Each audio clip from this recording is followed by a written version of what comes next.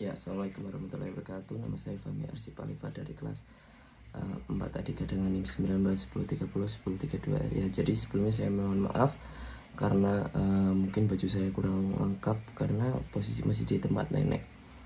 Terus untuk kendala sinyal juga luar biasa. Ya, jadi di sini saya absen 6 mendapatkan skenario nomor 3.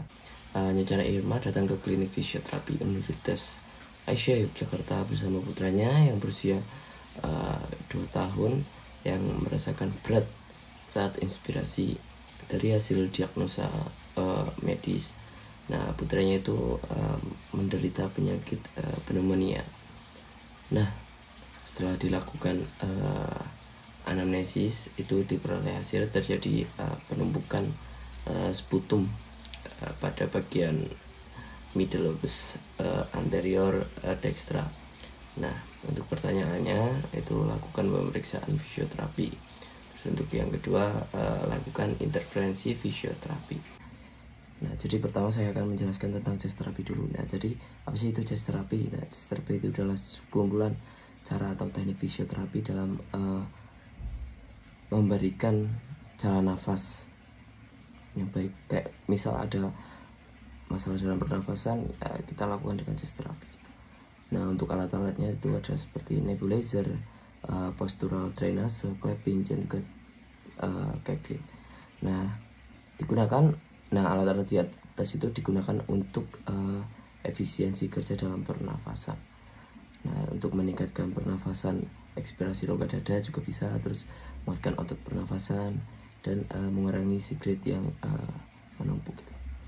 Nah, jadi untuk indikasi dari kasus di atas itu ada sesak nafas, terus tidak bisanya batuk, dan ada produksi secret 7 sampai 30 mili per hari.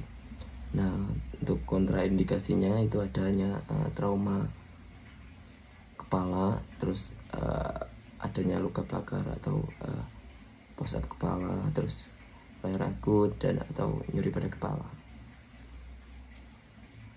Terus untuk langkah pertama itu kita lakukan postural drainase. Nah, untuk postural drainase ini kita posisikan bayi sesuai letak sikletnya.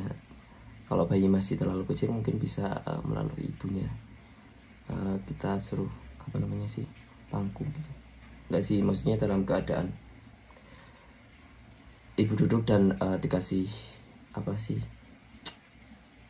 bantal, mungkin nanti ya bayinya bisa taruh atasnya. Bisa. Terus untuk selanjutnya pokoknya senyaman bayi mungkin lah, jangan sampai mungkin. Terus untuk selanjutnya itu ada pemeriksaan akultasi. Itu ada chest akultasi, ialah mendengarkan suara yang ditemukan dalam toraks menggunakan stetoskop. Nah, jadi untuk proses ini tuh bisa diurut dari atas sampai bawah. Terus nah, teknik ini itu untuk mengetahui juga sekutum terletak pada mana gitu. Terus untuk selanjutnya ada brachial, ada beberapa tempat untuk mendengarkan ini. Ada brachial, nah untuk selanjutnya ada brachial, bronchovascular dan vaskular. Nah, untuk vaskular ini untuk nadanya itu terdengar pada bagian paru-paru, terus rendah dan lambat untuk nadanya. Terus untuk ekspirasinya itu pendek, untuk inspirasinya itu panjang. Terus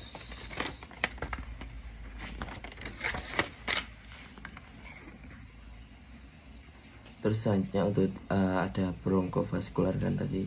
Nah, itu terjadi pada area bronkus dan pada area paru-paru kanan. Nah, untuk nadanya itu sedang, dan untuk inspirasi dan ekspirasinya itu seimbang. Terus untuk brachial itu terdapat pada trakea, saluran trakea. Itu nadanya tinggi, ekspirasi panjang. Ada juga suara-suara abnormal. Itu seperti ciri-ciri suara abnormal itu. Pertama, tidak adanya atau kekurangan nafas. Terus kedua itu ada suara nafas yang brachial yang berpindah tempat itu. Terus adanya suara nafas yang tambahan gitu loh. Nah, untuk suara abnormal ini pertama kan tadi ada tidak adanya atau kekurangan nafas. Nah, itu terjadi karena adanya atau kurangnya udara pada tempat tersebut gitu. Terus untuk kondisi biasanya sebagai indikasi adanya kondisi ini tuh biasanya sebagai indikasi adanya cairan atau eksudat pada alveolusnya. Terus untuk saluran nafas tambahan itu seperti adanya ekstra suara tambahan terdengar selain suara normalnya gitu loh. Nah seperti suara abnormal ini adanya crackless. Pertama itu suaranya agak terputus-putus. Kedua ada rocky, itu ada suaranya gaduh gitu ketika batuk. Terus habis itu mungkin cara selain yang tadi itu ada cara ketiga pemeriksaan menggunakan perkusi gitu, bisa duk. Mungkin itu saja dari saya. Apabila ada salah kata saya mohon maaf sebesar-besarnya. Sekian. Assalamualaikum warahmatullahi wabarakatuh.